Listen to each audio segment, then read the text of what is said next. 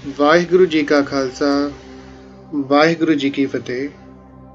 ਅੱਜ ਗੁਰੂ ਸਾਹਿਬ ਦੀ ਕਿਰਪਾ ਸਦਕਾ ਜਪਜੀ ਸਾਹਿਬ ਦੀ ਪੌੜੀ 30 ਦੀ ਵਿਚਾਰ ਕਰਨੀ ਹੈ ਜੀ।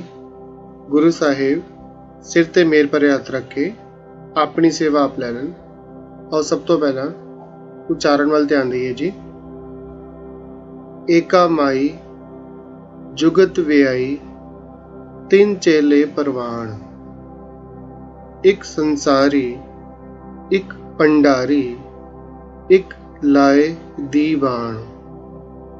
जिव तिस पावै तिवै चलावै, जिव होवै फुरमान ओह वेखै ओना नज़र ना आवै, बहुता एह विधान।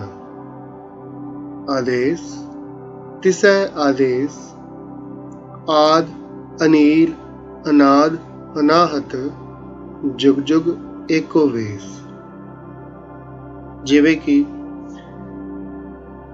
ये जो लड़ी है ਆਪਾਂ ਵੇਖ ਪਾ ਰਹੇ ਹਾਂ ਕਿ ਜੋਗੀਆਂ ਦੇ ਨਾਲ ਜੋ ਭੇਟ ਹੋਈ ਹੈ, ਪੌੜੀ 28 ਤੋਂ ਪਤਾ ਲੱਗ ਰਿਹਾ ਕਿ ਇੱਕ ਜੋਗੀਆਂ ਦੇ ਨਾਲ ਗੁਰੂ ਨਾਨਕ ਦੇਵ ਸਾਹਿਬ ਜੀ ਦੀ ਗੱਲਬਾਤ ਚੱਲ ਰਹੀ ਹੈ, ਜਿਹਦੇ ਵਿੱਚ ਪਹਿਲੇ ਗੱਲਬਾਤ ਹੋਈ ਬਾਹਰੀ ਭੇਸ ਦੀ ਕਿ ਉਹ ਕਿਹੜਾ ਪਹਿਰਾਵਾ ਜਿਹੜਾ ਰੱਖਦੇ ਆ। ਉਹਦੇ ਬਾਅਦ ਫਿਰ ਗੱਲ ਹੋਈ ਕਿ ਛਕਦੇ ਕੀ ਆ, ਉਸ ਹਿਸਾਬ ਦੇ ਨਾਲ ਸਿੱਖਿਆ ਦਿੱਤੀ ਗਈ। ਤੇ ਹੁਣ ਕਿ ਮੰਨਦੇ ਕੀ ਆ, ਕਿ ਕਿਹੜੀ ਸੋਚ ਦੇ ਨਾਲ ਚੱਲਦੇ ਆ। ਹਰ ਕੋਈ ਇੱਕ ਸੋਚ ਦੇ ਨਾਲ ਚੱਲਦਾ ਹੈ ਨਾ, ਜੀਵਨ ਜਿਹੜਾ ਬਤੀਤ ਕਰਦਾ ਹੈ। ਹਰ ਇੱਕ ਦਾ ਆਪਣਾ ਨਜ਼ਰੀਆ ਹੁੰਦਾ ਜੀਵਨ ਵੇਖਣ ਦਾ, ਤੇ ਹਰ ਕੋਈ ਕਿਸੇ ਨਾ ਕਿਸੇ ਨੂੰ ਆਧਾਰ ਬਣਾ ਕੇ ਜੀਵਨ ਬਤੀਤ ਕਰਦਾ ਹੈ। ਤੇ ਇਸ ਵਿੱਚ ਵੀ ਇਹ ਗੱਲ ਸਾਹਮਣੇ ਆ ਰਹੀ ਹੈ ਕਿ ਇੱਕ ਭੇਟ ਦਾ ਜਿਹੜਾ ਅਗਲਾ ਪੜਾਵ ਹੈ, ਜਿਹੜਾ ਅਗਲਾ ਭਾਵ ਹੈ, ਉਹ ਹੁਣ ਗੱਲ ਚੱਲ ਰਹੀ ਹੈ ਕਿ ਉਹਨਾਂ ਦੀ ਧਾਰਨਾ ਕੀ ਸੀ, ਆਖਿਰ ਉਹ ਮੰਨਦੇ ਕੀ ਸੀਗੇ, ਉਹਨਾਂ ਦਾ ਆਧਾਰ ਕੀ ਸੀ ਜੀਵਨ ਦਾ। ਕਿ ਗੁਰੂ ਸਾਹਿਬ ਨੇ ਜਿਵੇਂ ਕਿ ਅਗਰ ਕੋਈ ਟੀਚਰ ਪੜ੍ਹਾ ਰਿਹਾ ਹੁੰਦਾ ਕਲਾਸ ਵਿੱਚ, ਤੇ ਅਗਰ ਕੋਈ ਬੱਚਾ ਸਵਾਲ ਪੁੱਛ ਲਏ ਤੇ ਉਹਦਾ ਜਵਾਬ ਦੇਣ ਵਾਸਤੇ ਕਈ ਵਾਰ ਉਸਨੂੰ ਰਿਪੀਟ ਕਰਦਾ ਹੈ ਕਿ ਜਿਵੇਂ ਕਿ ਇਸ ਬੱਚੇ ਨੇ ਪੁੱਛਿਆ ਕਿ 2 + 2 4 ਹੁੰਦੇ ਹਨ, ਐਗਜ਼ਾਮਪਲ ਦੇ ਤੌਰ ਤੇ 2 ਨੂੰ ਅਗਰ 2 ਦੇ ਨਾਲ ਮਲਟੀਪਲ ਕਰ ਦੇਵਾਂਗੇ ਤੇ ਫਿਰ ਕੀ ਆਏਗਾ। ਮੰਨ ਲਓ ਇੱਕ ਛੋਟਾ ਬੱਚਾ ਕਿਸੇ ਤੋਂ ਪੁੱਛਦਾ ਹੈ ਤੇ ਉਹ ਰਿਪੀਟੇਸ਼ਨ ਵਾਸਤੇ, ਕਿ ਇੱਕ ਵਾਰ ਹੋਰ ਕਲੀਅਰ ਕਰਨ ਵਾਸਤੇ ਉਸ ਨੂੰ ਰਿਪੀਟ ਕਰਦਾ ਤਾਂ ਕਿ ਪੂਰੀ ਕਲਾਸ ਨੂੰ ਗੱਲ ਸਮਝ ਆ ਜਾਏ। ਤੇ ਗੁਰੂ ਸਾਹਿਬ ਦਾ ਵੀ ਜਿਹੜਾ ਸਿਧਾਂਤ ਹੈ, ਜਿਹੜੀ ਸਿੱਖਿਆ ਹੈ, ਉਹ ਸਿਰਫ ਉਹ ਜੋਗੀਆਂ ਤੱਕ ਤੇ ਸੀਮਿਤ ਨਹੀਂ ਆ, ਤੇ ਉਹ ਇੱਕ ਜੋ ਪੂਰੇ ਸੰਸਾਰ ਨੂੰ, ਪੂਰੀ ਦੁਨੀਆ ਨੂੰ ਜੋ ਉਪਦੇਸ਼ ਦੇਣਾ ਚਾਹੁੰਦੇ ਆ। ਇਸ ਕਾਰਨ ਉਹਨਾਂ ਦੀ ਗੱਲ ਨੂੰ ਇੱਕ ਵਾਰੀ ਰਿਪੀਟ ਕਰ ਰਹੇ ਹਨ, ਦੱਸ ਰਹੇ ਵੀ ਏਕਾ ਮਾਈ, ਕਿ ਆਮ ਇਹ ਗੱਲ ਪ੍ਰਚਲਿਤ ਜਿਹੜੀ ਹੈ ਉਹ ਹੈਗੀ ਇਸ ਤਰੀਕੇ ਦੇ ਨਾਲ ਮੰਨਿਆ ਜਾਂਦਾ ਹੈ ਕਿ ਏਕਾ ਮਾਈ ਜਿਹੜੀ ਇਕੱਲੀ ਮਾਇਆ, ਮਾਈ ਦਾ ਭਾਵ ਅਰਥ ਹੈ ਮਾਇਆ, ਇਕੱਲੀ ਜਿਹੜੀ ਮਾਇਆ, ਜੁਗਤ ਵਿਆਈ, ਜੁਗਤੀ ਦੇ ਨਾਲ ਵਿਆਈ ਗਈ, ਜੁਗਤੀ ਦੇ ਨਾਲ, ਤਰੀਕੇ ਦੇ ਨਾਲ, ਜੁਗਤ ਭਾਵ ਤਰੀਕਾ, ਜੁਗਤ ਦੇ ਨਾਲ ਵਿਆਈ ਗਈ। 3 ਚੇਲੇ ਪ੍ਰਵਾਨ। ਤੇ ਫਿਰ ਉਹਨੇ ਕੀ ਕੀਤਾ ਜੀ, 3 ਚੇਲੇ ਬਣਾ ਦਿੱਤੇ। ਆਮ ਪ੍ਰਚਲਿਤ ਹੈ, ਅਸੀਂ ਵੇਖਦੇ ਹਾਂ, ਭਾਵੇਂ 33 ਕਰੋੜ ਕਿਹਾ ਜਾਂਦਾ ਹੈ ਕਿ ਦੇਵੀ ਦੇਵਤੇ ਹੈਗੇ ਹਨ, ਪਰ ਉਹਦੇ ਵਿੱਚ ਜਿਹੜੇ ਪ੍ਰਚਲਿਤ ਹਨ ਉਹ ਹਨ ਬ੍ਰਹਮਾ, ਵਿਸ਼ਨੂੰ ਤੇ ਮਹੇਸ਼। ਤੇ ਇੱਥੇ ਉਹਨਾਂ ਦਾ ਹੀ ਪ੍ਰਮਾਣ ਦਿੱਤਾ ਜਾ ਰਿਹਾ ਹੈ ਕਿ ਆਮ ਇਹ ਅਵਤਾਰਨਾ ਹੈ ਕਿ 3 ਚੇਲੇ ਪ੍ਰਵਾਨ। ਇਹ ਸੰਸਾਰ ਨੇ ਕਹਿ ਸਕਦੇ ਆ ਕਿ ਬਈ ਕਬੂਲ ਕਰ ਲਿਆ ਵੱਡੀ ਗਿਣਤੀ ਵਿੱਚ ਕਿ ਇਹ 3 ਹੀ ਹਨ ਜਿਹੜੇ ਪੂਰੇ ਸੰਸਾਰ ਨੂੰ ਚਲਾ ਰਹੇ ਹਨ। ਅਗਰ ਇੱਕ ਛੋਟੀ ਜਿਹੀ ਗੱਲ ਇੱਥੇ ਸਮਝਣੀ ਪਏਗੀ ਸਾਨੂੰ, ਇੱਕ ਇਸ਼ਾਰਾ ਇੱਥੇ ਹੀ ਮਿਲ ਜਾਂਦਾ ਹੈ। ਅਗਰ 3 ਹਨ, ਮਤਲਬ ਜਿਹੜੇ ਮੇਨ ਪ੍ਰਚਲਿਤ ਹਨ, ਵੈਸੇ ਤੇ 33 ਕਰੋੜ ਗਿਣਤੀ ਮੰਨੀ ਜਾਂਦੀ ਹੈ, ਪਰ ਅਗਰ 3 ਵੀ ਹਨ ਤੇ ਹੁਣ ਅੱਗੇ ਨਾਲ ਦੱਸ ਦਿੱਤਾ ਕਿ ਇੱਕ ਸੰਸਾਰੀ ਹੈ, ਭਾਵ ਬਣਾਉਣ ਵਾਲਾ ਹੈ, ਸੰਸਾਰ ਬਣਾਉਣ ਵਾਲਾ। ਇੱਕ ਭੰਡਾਰੀ ਭਾਵ ਭੋਜਨ ਛਕਾਉਣ ਵਾਲਾ, ਭੰਡਾਰੇ ਯਾਨੀ ਦੇਣ ਵਾਲਾ। ਇੱਕ ਲਾਏ ਦੀਵਾਨ, ਤੇ ਇੱਕ ਦੀਵਾਨ ਦਾ ਅਸੀਂ ਪਹਿਲੇ ਵੀ ਪੜ੍ਹਿਆ ਸੀਗਾ, ਕਚਹਿਰੀ, ਅਦਾਲਤ। ਤੇ ਇੱਕ ਅਦਾਲਤਾਂ ਲਾ ਕੇ ਉਹਨਾਂ ਦੇ ਫੈਸਲੇ ਕਰਨ ਵਾਲਾ, ਭਾਵ ਜਿਹੜੀ ਜਿੰਦ ਦਿੱਤੀ ਸੰਸਾਰੀ ਨੇ ਉਸ ਨੂੰ ਦੀਵਾਨ ਲਾ ਕੇ ਵਾਪਸ ਲੈ ਕੇ ਉਹਦਾ ਲੇਖਾ ਜੋਖਾ ਹਿਸਾਬ ਕਿਤਾਬ ਕਰਨ ਵਾਲਾ, ਯਾਨੀ ਕਿ ਸੰਸਾਰੀ ਭਾਵ ਬ੍ਰਹਮਾ, ਭੰਡਾਰੀ ਭਾਵ ਵਿਸ਼ਨੂੰ ਤੇ ਦੀਵਾਨ ਲਾਉਣ ਵਾਲਾ ਹੋ ਗਿਆ ਸ਼ਿਵ ਜੀ। ਤੇ ਅਗਰ ਇਸ ਗੱਲ ਨੂੰ ਮੰਨ ਕੇ ਚਲੇ, ਅਗਰ ਮੰਨ ਲਓ ਕਿ ਉਹਨਾਂ ਦੀ ਜਿਵੇਂ ਅਵਧਾਰਨਾ ਹੈਗੀ ਹੈ ਜਿਵੇਂ ਜੋਗੀ ਮਤ ਦੀ, ਤੇ ਉਹ ਕਹਿੰਦੀ ਹੈ ਵੀ ਤਿੰਨ, ਇਹ ਆਮ ਪ੍ਰਚਲਿਤ ਆਪਾਂ ਅੱਜ ਦੇ ਮਾਹੌਲ ਦੇ ਸਾਹਮਣੇ ਵੇਖ ਸਕਦੇ ਹਾਂ ਕਿ ਇਹ ਪ੍ਰਚਲਿਤ ਹਨ ਤਿੰਨ ਦੇਵੀ ਜਿਹੜੇ ਹੈਗੇ ਆ ਦੇਵਤੇ, ਪਰ ਕੀ ਤਿੰਨ ਨੂੰ ਮੰਨਣ ਵਾਲਾ? ਹੁਣ ਸਵਾਲ ਇਹ ਸਾਨੂੰ ਆਪਣੇ ਆਪ ਨੂੰ ਕਰਨਾ ਹੈ ਕਿ ਅਗਰ ਅਸੀਂ ਤਿੰਨ ਨੂੰ ਮੰਨਣ ਵਾਲੇ ਹੋ ਤੇ ਕੀ ਅਸੀਂ ਕਦੀ ਇੱਕ ਹੋ ਸਕਦੇ ਹਾਂ? ਅਗਰ ਕੋਈ ਤਿੰਨ ਨੂੰ ਮੰਨਦਾ ਹੈ ਜਾਂ ਕੋਈ ਉਸ ਤੋਂ ਵੱਧ ਨੂੰ ਮੰਨਦਾ ਹੈ, ਕਈ ਆਪਾਂ ਕਹਿ ਦਿੰਦੇ ਕਈ ਵਾਰ, ਇੱਥੇ ਇੱਕ ਹੋਰ ਪ੍ਰਮਾਣ ਬੜਾ ਯਾਦ ਆਇਆ ਕਿ ਕਈ ਵਾਰ ਸੁਣਿਆ ਜੀ ਅਸੀਂ ਸਭ ਨੂੰ ਮੰਨਦੇ ਹਾਂ। ਇੱਥੇ ਪੁਆਇੰਟ ਨੋਟ ਕਰਨ ਵਾਲਾ, ਅਸੀਂ ਕਿਹਾ ਅਸੀਂ ਸਭ ਨੂੰ ਮੰਨਦੇ ਹਾਂ, ਅਸੀਂ ਇਹ ਨਹੀਂ ਕਿ ਅਸੀਂ ਸਭ ਦਾ ਸਤਿਕਾਰ ਕਰਦੇ ਹਾਂ, ਦੋਨਾਂ ਵਿੱਚ ਫਰਕ ਹੈ। ਇੱਕ ਕਹਿ ਰਿਹਾ ਸਭ ਨੂੰ ਮੰਨਦੇ ਆ ਭਾਵ ਉਹ ਸਭ ਦੀ ਗੱਲ ਮੰਨਦਾ ਹੈ, ਯਾਨੀ ਕਿ ਉਹ ਸਭ ਨੂੰ ਜਾਣਦਾ ਤੇ ਜ਼ਰੂਰ ਹੋਏਗਾ। ਜੋ ਇਹ ਦਾਅਵਾ ਕਰ ਰਿਹਾ ਹੈ ਕਿ ਮੈਂ ਸਭ ਨੂੰ ਮੰਨਦਾ, ਆਦਾ ਮਤਲਬ ਉਹ ਜਾਣਦਾ ਤੇ ਹੋਏਗਾ। ਤੇ ਅਗਰ ਉਸਨੂੰ 2-4 ਕੁਐਸਚਨ ਵੀ ਕਦੇ ਪੁੱਛ ਲਿਆ ਕਰੋ, ਬਈ ਕਿਹਦਾ ਕੀ ਉਪਦੇਸ਼ ਹੈ, ਅਗਰ ਸਭ ਨੂੰ ਮੰਨਣ ਵਾਲਾ ਹੈ ਤੇ ਮੈਨੂੰ ਕੁਝ ਦੱਸ ਦੇ ਬਈ ਬ੍ਰਹਮੇ ਦੇ ਕੀ ਉਪਦੇਸ਼ ਸਨ ਤੇ ਸ਼ਿਵ ਜੀ ਦੇ ਕੀ ਉਪਦੇਸ਼ ਹਨ ਜਾਂ ਇੰਦਰ ਦੇ ਕੀ ਉਪਦੇਸ਼ ਹਨ। ਮਤਲਬ ਅਗਰ ਤੂੰ ਸਭ ਨੂੰ ਹੀ ਮੰਨਦਾ ਹੈ ਤੇ ਰਿਪਲਾਈ ਆ ਜਾਂਦਾ ਵੀ ਇਹ ਤੇ ਨਹੀਂ ਪਤਾ, ਪਰ ਮੰਨਦੇ ਅਸੀਂ ਸਭ ਨੂੰ। ਇਹਦਾ ਮਤਲਬ ਕਿ ਸਾਡਾ ਦਾਅਵਾ ਜਿਹੜਾ ਨਾ ਉਹ ਫੋਕਾ ਹੈ। ਅਸੀਂ ਪੂਰੀ ਜ਼ਿੰਦਗੀ ਲੰਘ ਜਾਂਦੀ ਹੈ, ਇੱਕ ਦੇ ਵੀ ਨਹੀਂ ਹੋ ਸਕਦੇ, ਕੋਸ਼ਿਸ਼ ਕਰਦੇ ਆ ਨਾ ਪੂਰੀ ਜ਼ਿੰਦਗੀ, ਇੱਕ ਦੇ ਵੀ ਨਹੀਂ ਹੋ ਪਾਉਂਦੇ ਪੂਰੀ ਜ਼ਿੰਦਗੀ, ਕਿਉਂਕਿ ਉਹ ਬੇਅੰਤ ਹੈ, ਉਹਨੂੰ ਸਮਝਣਾ ਹੀ ਔਖਾ ਹੈ। ਅੱਜ ਪਰਮਾਤਮਾ ਦੀ ਤੇ ਗੱਲ ਛੱਡੀਏ, ਇੱਕ ਨੋਰਮਲ ਕੋਈ ਸਬਜੈਕਟ ਲੈ ਕੇ ਵੇਖੋ, ਪੂਰੀ ਜ਼ਿੰਦਗੀ ਉਸ ਤੇ ਬੰਦਾ ਰਿਸਰਚ ਕਰ ਲੈਂਦਾ ਹੈ ਕਿ ਪੂਰੀ ਜ਼ਿੰਦਗੀ ਫਿਰ ਵੀ ਉਹ ਸਬਜੈਕਟ ਜਿਹੜਾ ਹੈ ਉਹ ਆਪਣੇ ਆਪ 'ਚ ਉਹਨੂੰ ਇਹ ਨਹੀਂ ਕਹਿ ਸਕਦੇ ਵੀ ਹਾਂ ਇਹਨੇ ਬਿਲਕੁਲ ਅੰਤ ਪਾ ਲਿਆ। ਕੋਈ ਵੀ ਸਬਜੈਕਟ PhD ਤੱਕ ਬੰਦੇ ਕਰਦੇ ਆ, ਹੈਨਾ, ਤੇ ਕੀ ਕਰਦੇ ਆ ਉਹਦੇ ਬਾਅਦ ਕੀ ਖਤਮ ਹੋ ਗਈ ਗੱਲ? ਨਹੀਂ, ਹੈਨਾ। ਤੇ ਅੱਗੇ ਤੋਂ ਅੱਗੇ ਹੋਰ ਰਿਸਰਚ ਚੱਲਦੀ ਰਹਿੰਦੀ ਹੈ, ਹੋਰ ਪੜ੍ਹਾਈ ਚੱਲਦੀ ਰਹਿੰਦੀ ਹੈ। ਤੇ ਕਹਿਣ ਦਾ ਭਾਵ ਇਹ ਆ ਕਿ ਅਗਰ ਇੱਕ ਦਾ ਹੀ ਪੂਰੀ ਜ਼ਿੰਦਗੀ ਲੰਘ ਜਾਂਦੀ ਹੈ ਕਿ ਅਸੀਂ ਉਹਨੂੰ ਸਮਝ ਹੀ ਨਹੀਂ ਪਾਉਂਦੇ, ਉਹਨੂੰ ਜਾਣ ਹੀ ਨਹੀਂ ਪਾਉਂਦੇ, ਤੇ ਫਿਰ ਸਭ ਨੂੰ ਕਿਵੇਂ ਮੰਨ ਸਕਦੇ? ਇਹਦਾ ਮਤਲਬ ਜੋ ਸਾਡਾ ਦਾਅਵਾ ਹੈ ਉਹ ਝੂਠਾ ਹੈ ਨਾ। ਹਾਂ, ਅਸੀਂ ਅਗਰ ਇਹ ਗੱਲ ਕਰੀਏ ਕਿ ਅਸੀਂ ਸਭ ਦਾ ਸਨਮਾਨ ਕਰਦੇ ਹਾਂ, ਠੀਕ ਹੈ, ਸਭ ਨੂੰ ਮੁਬਾਰਕ ਹੈ, ਕਿੱਥੋਂ ਵੀ ਕੋਈ ਚੰਗੀ ਸਿੱਖਿਆ ਮਿਲਦੀ ਹੈ ਲੈ ਲਓ, ਮੁਬਾਰਕ ਹੈ, ਇਹ ਗੱਲ ਸਮਝ ਆਉਂਦੀ ਹੈ ਕਿ ਹਾਂ ਠੀਕ ਹੈ। ਅਗਰ ਕੋਈ ਕਹਿੰਦਾ ਵੀ ਮੇਰਾ ਹਿੰਦੂ ਵੀਰ ਹੈ, ਉਹ ਕਹਿੰਦਾ ਜੀ ਮੈਂ ਤੇ ਇਹ ਧਾਰਨਾ, ਇਹ ਆਧਾਰ ਦੇ ਹਿਸਾਬ ਨਾਲ ਜੀਣਾ ਆਪਣੀ ਜ਼ਿੰਦਗੀ ਬਤੀਤ ਕਰਦਾ, ਤੇ ਅਗਰ ਉਸ ਨੂੰ ਉਹਦੇ ਵਿੱਚ ਸੁੱਖ ਮਿਲ ਰਿਹਾ, ਉਸ ਨੂੰ ਆਨੰਦ ਮਿਲ ਰਿਹਾ, ਤੇ ਗੁਰੂ ਨਾਨਕ ਸਾਹਿਬ ਨੇ ਇਹ ਨਹੀਂ ਕਿਹਾ ਕਿ ਨਹੀਂ ਜੀ ਉਹਨੂੰ ਕਹੋ ਜੀ ਤੂੰ ਵਾਹਿਗੁਰੂ ਕਿਉਂ ਨਹੀਂ ਕਹਿੰਦਾ ਜੀ। ਗੁਰੂ ਸਾਹਿਬ ਕਹਿੰਦੇ ਮੇਨ ਕੀ ਹੈ? ਮੇਨ ਨੇ ਅਮਲ ਨਾ, ਕੀ ਕਰ ਅਮਲ, ਜਿਹੜੇ ਚੰਗੇ ਗੁਣ, ਜਿਹੜੇ ਗੁਣ ਨੇ ਨਾ ਉਹ ਮੈਟਰ ਕਰਦੇ ਆ। ਬੰਦਾ ਬਾਅਦ ਚੋਂ ਹੈ, ਬਾਹਰੀ ਪਹਿਰਾਵਾ ਬਾਅਦ ਚੋਂ ਹੈ, ਪਹਿਲੇ ਜਿਹੜਾ ਹੈ ਉਹ ਹੈ ਗੁਣ। ਇਹ ਤਾਂ ਗੁਣ ਕੀ ਧਾਰਨ ਕੀਤੇ ਹੋਏ, ਕਿਉਂਕਿ ਤੇਰੇ ਗੁਣ ਹੀ ਦੱਸਣਗੇ ਤੂੰ ਕਿਹਦਾ ਉਪਾਸ਼ਕ ਹੈ, ਤੂੰ ਕਿਹਨੂੰ ਮੰਨਣ ਵਾਲਾ ਹੈ, ਤੂੰ ਕਿਹਨੂੰ ਪੂਜਾ ਕਰਨ ਵਾਲਾ ਹੈ। ਤੇ ਇੱਥੇ ਵੀ ਉਹੀ ਗੱਲ ਆ ਕਿ ਅਗਰ ਇਹ ਗੱਲ ਪ੍ਰਚਲਿਤ ਹੈ ਕਿ ਇੱਕ ਸੰਸਾਰੀ, ਇੱਕ ਭੰਡਾਰੀ, ਇੱਕ ਲਾਏ ਦੀਵਾਨ, ਕਿ ਅਗਰ ਤਿੰਨ ਹੋ ਗਈ ਕਿ ਭਾਈ ਇੱਕ ਨੂੰ ਇਸ ਲਈ ਪੂਜਣਾ ਹੈ ਕਿਉਂਕਿ ਉਹ ਜਨਮ ਦਿੰਦਾ ਹੈ, ਇੱਕ ਨੂੰ ਇਸ ਲਈ ਪੂਜਣਾ ਕਿਉਂਕਿ ਉਹ ਖਾਣ ਲਈ ਵਸਤੂ ਦਿੰਦਾ, ਹੋਰ ਪਦਾਰਥ ਦਿੰਦਾ ਹੈ, ਭੰਡਾਰੇ ਉਹਦੇ ਆ, ਤੇ ਇੱਕ ਨੂੰ ਇਸ ਲਈ ਪੂਜਣਾ ਕਿਉਂਕਿ ਉਹ ਮੌਤ ਦਾ ਦੇਵਤਾ ਹੈ। ਆਮ ਇਹ ਗੱਲ ਪ੍ਰਚਲਿਤ ਹੈ, ਅੱਜ ਵੀ ਹੈ, ਤੇ ਅਸੀਂ ਵੇਖਿਆ ਜਾਂਦਾ ਤੇ ਅਕਸਰ ਇਹਨਾਂ ਦੇ ਹੀ ਵੱਧ ਤੋਂ ਵੱਧ ਜਿਹੜੇ ਸਥਾਨ ਲੋਕਾਂ ਨੇ ਬਣਾਏ ਆ। ਤੇ ਇਹ ਤੇ ਗੱਲ ਹੋ ਗਈ ਇੱਕ ਧਾਰਨਾ ਦੀ, ਇੱਕ ਪੱਖ ਦੀ, ਜੋ ਇੱਕ ਵੱਡੀ ਗਿਣਤੀ ਤੇ ਸੰਸਾਰ ਵਿੱਚ ਪ੍ਰਚਲਿਤ ਹੈ, ਮੰਨੀ ਜਾਂਦੀ ਆ। ਤੇ ਗੁਰੂ ਸਾਹਿਬ ਨੇ ਨਾਲ ਦੇ ਨਾਲ ਹੀ ਫਿਰ ਦੱਸਿਆ ਵੀ ਹੁਣ ਕਿਉਂਕਿ ਇਹ ਕਨਵਰਸੇਸ਼ਨ ਦਾ ਹਿੱਸਾ ਹੈ, ਤੇ ਸਵਾਲ ਜਿਹੜਾ ਹੈ ਜਾਂ ਉਹਨਾਂ ਦੀ ਸੋਚ ਦਾ ਨਜ਼ਰੀਆ ਜਿਹੜਾ ਹੈ ਉਹ ਦੱਸ ਕੇ ਫਿਰ ਹੁਣ ਦੱਸਦੇ ਕਿ ਵੀ ਮੇਰਾ ਕੀ ਨਜ਼ਰੀਆ ਹੈ, ਮੇਰਾ ਜੀਵਨ ਜੀਣ ਦਾ ਜਿਹੜਾ ਢੰਗ ਉਹ ਕੀ ਹੈ। ਤੇ ਕਹਿੰਦੇ ਜਿਵ ਤਿਸ ਭਾਵੈ ਤਿਵੈ ਚਲਾਵੈ ਜਿਵ ਹੋਵੈ ਫੁਰਮਾਨ। ਗੁਰੂ ਸਾਹਿਬ ਕਹਿੰਦੇ ਸੱਚਾਈ ਇਹ ਹੈ ਕਿ ਜਿਵੇਂ ਉਸ ਅਕਾਲ ਪੁਰਖ ਨੂੰ ਪਾ ਰਿਹਾ ਹੈ, ਜਿਵੇਂ ਉਸ ਪਰਮਾਤਮਾ ਨੂੰ ਪਾ ਰਿਹਾ ਹੈ, ਜਿਵ ਤਿਸ ਭਾਵੈ, ਜਿਵੇਂ ਉਹਨੂੰ ਭਾਉਂਦਾ, ਜਿਵੇਂ ਉਹਨੂੰ ਚੰਗਾ ਲੱਗਦਾ, ਤਿਵੇਂ ਚਲਾਵੈ, ਤਿਵੇਂ ਹੀ ਉਹ ਇਹ ਪੂਰੀ ਸੰਸਾਰਕ ਕਿਰਿਆ ਜਿਹੜੀ ਹੈ ਉਹ ਚਲਾ ਰਿਹਾ ਹੈ, ਇਸ ਸੰਸਾਰ ਦਾ ਕਾਰ ਵਿਹਾਰ ਚਲਾ ਰਿਹਾ ਹੈ। ਜਿਵ ਹੋਵੇ ਫਰਮਾਨ, ਜਿਵੇਂ ਜਿਵੇਂ ਉਸਦਾ ਫਰਮਾਨ ਭਾਵ ਹੁਕਮ ਹੋ ਰਿਹਾ, ਆਦੇਸ਼ ਹੋ ਰਿਹਾ, ਉਹ ਵੀ ਹੀ ਇਹ ਦੁਨੀਆ ਚੱਲ ਰਹੀ ਹੈ। ਯਾਨੀ ਕਿ ਹੁਣ ਇਹਦੇ ਵਿੱਚ ਇਹ ਗੱਲ ਕਲੀਅਰ ਹੋ ਜਾਂਦੀ ਹੈ ਕਿ ਇੱਕੋ ਹੀ ਹੈ। ਯਾਨੀ ਕਿ ਅਗਰ ਜਿੰਨੇ ਪੈਦਾ ਕੀਤਾ ਹੈ ਤੇ ਸੰਭਾਲ ਕਰਨ ਵਾਲਾ ਵੀ ਉਹੀ ਹੈ, ਤੇ ਵਾਪਸ ਜਿਹੜੀ ਸਾਡੀ ਜਿੰਦ ਹੈ ਉਹ ਲੈਣ ਵਾਲਾ ਵੀ ਇੱਕੋ ਹੀ ਹੈ।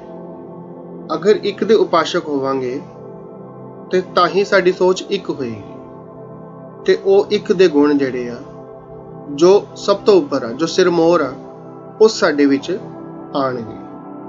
ਹੁਣ ਇਹਦੇ ਵਿੱਚ ਕਿਸੇ ਵੀ ਇੱਕ ਧਰਮ ਦੀ ਗੱਲ ਨਹੀਂ ਕੀਤੀ ਗਈ ਕਿ ਹਾਂਜੀ ਇਹ ਧਰਮ ਵਧੀਆ ਹੈ, ਇਹ ਧਰਮ ਸਹੀ ਨਹੀਂ, ਇੱਦਾਂ ਦਾ ਕੋਈ ਕੰਪੈਰੀਜ਼ਨ ਨਹੀਂ ਹੈ।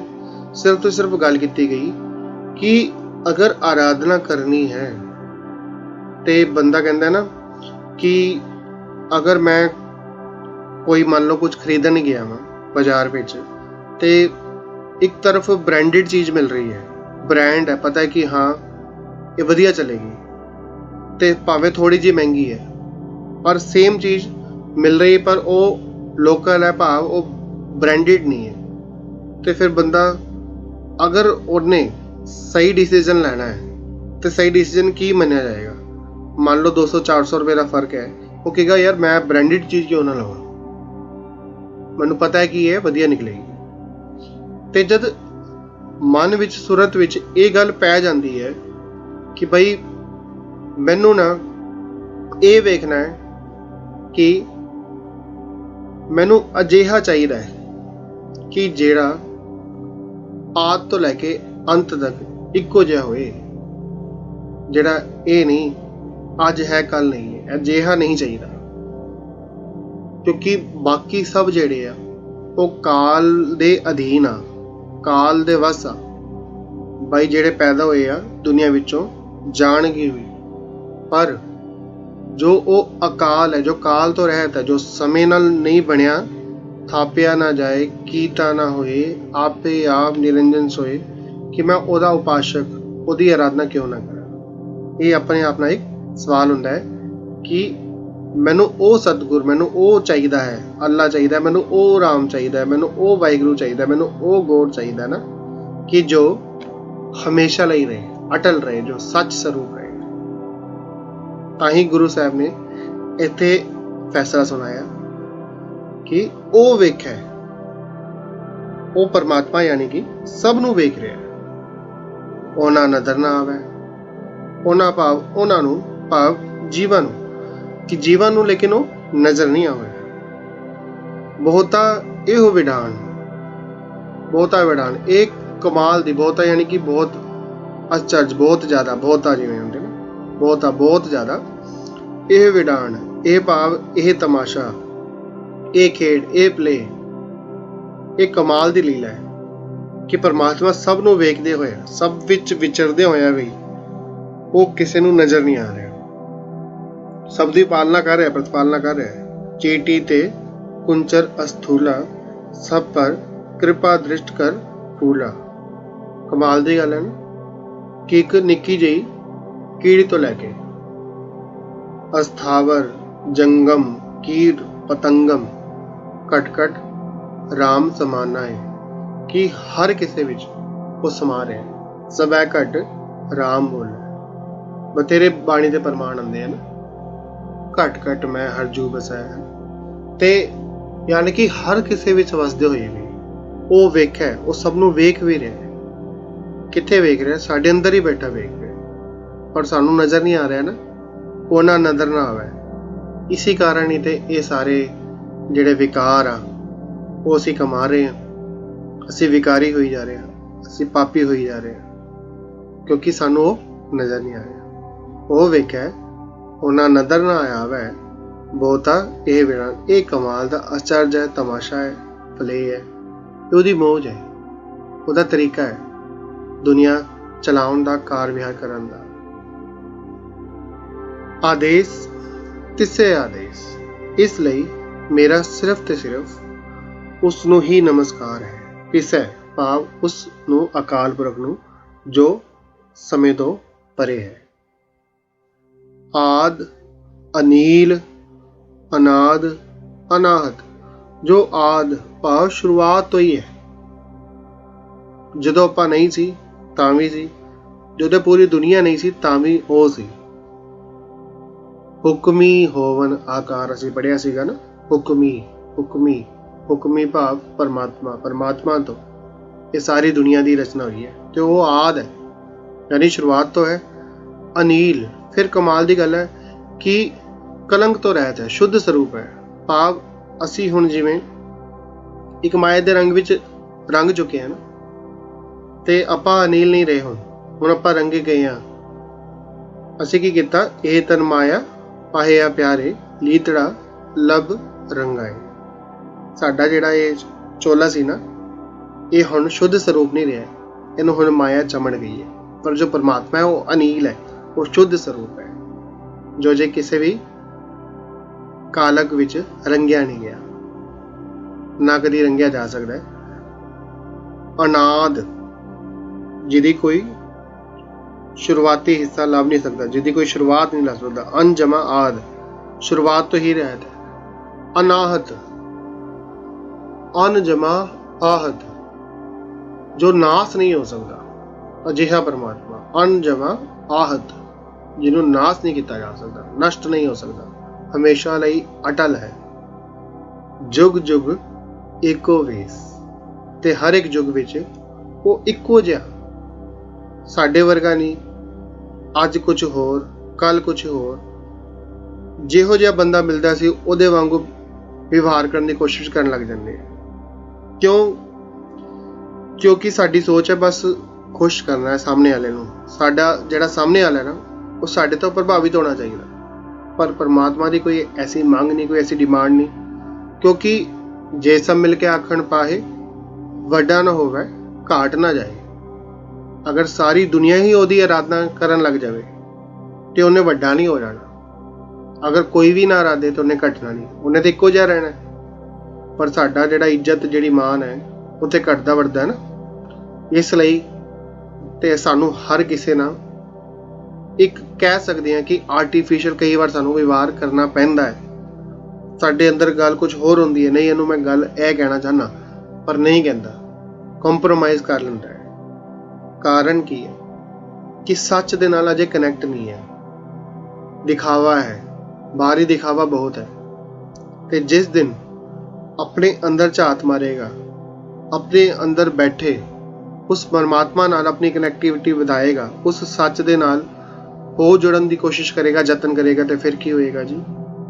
ਫਿਰ ਇਹ ਵੀ ਇੱਕੋ ਜਿਹਾ ਵਿਵਹਾਰ ਕਰਨ ਲੱਗ ਜਾਏਗਾ। ਜਿਵੇਂ ਪਰਮਾਤਮਾ ਇੱਕੋ ਜਿਹਾ ਰਹਿੰਦਾ ਨਾ, ਇੱਕੋ ਵੇਸ, ਇੱਕੋ ਜਿਹਾ ਰਹਿੰਦਾ ਹੈ, ਬਦਲਦਾ ਨਹੀਂ ਭਾਵ, ਇਹ ਵੀ ਇੱਕੋ ਜਿਹਾ ਹੀ ਹੋ ਜਾਏਗਾ, ਇੱਕੋ ਵੇਸ, ਉਹਦਾ ਹੀ ਰੂਪ ਹੋ ਜਾਏਗਾ। ਜਿਵੇਂ ਉਹਦਾ ਸਰੂਪ ਭਾਵ ਬਦਲਦਾ ਨਹੀਂ, ਇਹਦਾ ਵੀ ਸਰੂਪ ਜਿਹੜਾ, ਇਹਦਾ ਵੀ ਵਿਵਹਾਰ ਜਿਹੜਾ, ਇਹਦਾ ਵੀ ਕਰੈਕਟਰ ਜਿਹੜਾ ਉਹ ਭਾਵ ਬਦਲੇਗਾ ਨਹੀਂ, ਸਾਹਮਣੇ ਵਾਲੇ ਨੂੰ ਵੇਖ ਕੇ ਨਹੀਂ ਬਦਲੇਗਾ।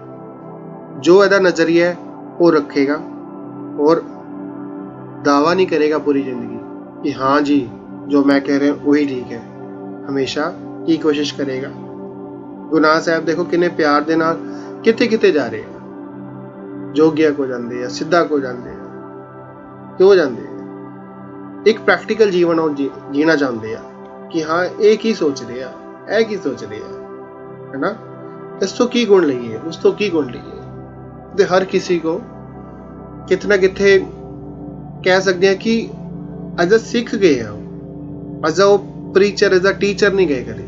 ਉਹਨਾਂ ਨੇ ਇਹ ਮੰਨ ਕੇ ਨਹੀਂ ਗਿਆ ਕਿ ਹਾਂ ਜੀ ਮੈਂ ਇਹਨਾਂ ਨੂੰ ਸਮਝਾਉਣ ਜਾਣਾ ਹੈ ਜੀ, ਮੈਨੂੰ ਤਾਂ ਸਭ ਕੁਝ ਪਤਾ ਲੱਗ ਗਿਆ। ਨਹੀਂ, ਕਦੀ ਉਹਨਾਂ ਨੇ ਆਪਣੇ ਆਪ ਨੂੰ ਅੱਜ ਤੱਕ ਜਤਾਇਆ ਨਹੀਂ।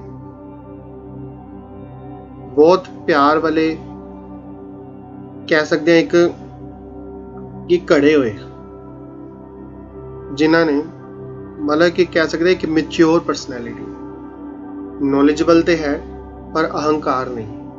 बहुत प्यारी रूह ਧੰਨ ਗੁਰੂ ਨਾਨਕ ਦੇਵ ਸਾਹਿਬ ਜੀ। ਧੰਨ ਗੁਰੂ ਨਾਨਕ ਦੇਵ ਸਾਹਿਬ ਜੀ ਮੁਖੋਂ ਹਮੇਸ਼ਾ ਹੀ ਨਿਕਲਦਾ ਹੈ ਕਿ ਜਦ ਵੀ ਗੱਲ ਚੱਲਦੀ ਹੈ ਨਾ, ਇੱਕ ਅਲੱਗ ਹੀ ਵਾਈਬ੍ਰੇਸ਼ਨ, ਇੱਕ ਅਲੱਗ ਹੀ ਕਨੈਕਟੀਵਿਟੀ ਬਣਦੀ ਹੈ, ਬਹੁਤ ਪਿਆਰ ਵਾਲੀ। ਤੇ ਕੋਸ਼ਿਸ਼ ਕਰੀਏ ਇਹ ਜੋ ਕਨੈਕਟੀਵਿਟੀ ਹੈ ਇਹ 24 ਘੰਟੇ ਬਣੀ ਰਹੇ, ਪੂਰੀ ਜ਼ਿੰਦਗੀ ਸਾਡੀ ਜਿਹੜੀ ਹੈ ਇਹ ਕਨੈਕਟੀਵਿਟੀ ਬਣੀ ਰਹੇ। ਇਹ ਤਾਂ ਹੀ ਹੋ ਸਕਦੀ ਹੈ ਕਿ ਜੁਗ ਜੁਗ ਏਕੋ ਵੇਸ, ਜਦ ਉਸ ਏਕੋ ਵੇਸ, ਉਸ ਇੱਕੋ ਪਰਮਾਤਮਾ ਨਾਲ ਜੋ ਜੁਗਾ ਜੁਗਾਂ ਵਿੱਚ ਇੱਕੋ ਜਿਹਾ ਸੀਗਾ, ਇੱਕੋ ਜਿਹਾ ਦਾ ਸਰੂਪ ਹੈ, ਬਦਲਦਾ ਨਹੀਂ। ਅੱਜ ਵੀ ਉਵੇਂ, ਪਹਿਲੇ ਵੀ ਉਵੇਂ ਸੀ, ਆਉਣ ਵਾਲੇ ਸਮੇਂ ਵਿੱਚ ਉਵੇਂ ਹੀ ਹੋਏਗਾ। ਉਸ ਤਰ੍ਹਾਂ ਨਾਲ ਆਪਣੀ ਵੱਧ ਤੋਂ ਵੱਧ ਅਸੀਂ ਗੱਲਬਾਤ ਜਿਹੜੀ ਵਧਾਵਾਂਗੇ, ਉਹਦੇ ਨਾਲ ਗੱਲ ਕਰਨ ਦੀ ਕੋਸ਼ਿਸ਼ ਕਰਾਂਗੇ, ਸਿਮਰਨ ਦੀ ਕੋਸ਼ਿਸ਼ ਕਰਾਂਗੇ ਵੱਧ ਤੋਂ ਵੱਧ। ਪੌੜੀ ਦੀ ਵਿਚਾਰ ਕਰਦੇ ਹਾਂ, ਗਲਤੀ ਟੁੱਟੀਆਂ ਹੋ ਜਾਂਦੀਆਂ, ਬਖਸ਼ ਲੈਣਾ ਜੀ, ਅਸੀਸ ਬਖਸ਼ਣਾ, ਗੁਰੂ ਸਾਹਿਬ ਸੇਵਾ ਦੀ ਜਾਂਚ ਬਖਸ਼ਣ, ਕਿਉਂਕਿ ਸੇਵਾ ਕਰਾਉਣ ਵਾਲਾ ਵੀ ਆਪ ਹੈ ਤੇ ਕਰਨ ਵਾਲਾ ਵੀ ਉਹ ਆਪ ਹੀ ਹੈ, ਬੋਲਣ ਵਾਲਾ ਵੀ ਉਹ ਆਪ ਹੈ ਤੇ ਸੁਣਨ ਵਾਲਾ ਵੀ ਉਹ ਆਪ ਹੈ, ਤੇ ਉਹਦੀ ਮੌਜ ਹੈ। ਤੇ ਅਗਰ ਆਪ ਜੀ ਦਾ ਕੋਈ ਸਵਾਲ ਹੋਏ ਜਾਂ ਆਪ ਜੀ ਦਾ ਕੋਈ ਫੀਡਬੈਕ ਹੋਏ, ਬਿਲਕੁਲ ਆਪ ਜੀ ਕਮੈਂਟ ਬਾਕਸ 'ਚ ਲਿਖ ਸਕਦੇ ਹੋ ਜੀ। ਅਗਰ ਨਵੇਂ ਆਏ ਹਾਂ, ਚੈਨਲ ਨੂੰ ਸਬਸਕ੍ਰਾਈਬ ਨਹੀਂ ਕੀਤਾ ਤਾਂ ਬਿਲਕੁਲ ਲਾਈਕ ਔਰ ਸ਼ੇਅਰ ਕਰ ਦੇਣਾ ਜੀ। ਸਭ ਦਾ ਬਹੁਤ ਬਹੁਤ ਧੰਨਵਾਦ। ਫਤਿਹ ਬੁਲਾਓ ਜੀ। ਵਾਹਿਗੁਰੂ ਜੀ ਕਾ ਖਾਲਸਾ, ਵਾਹਿਗੁਰੂ ਜੀ ਕੀ ਫਤਿਹ।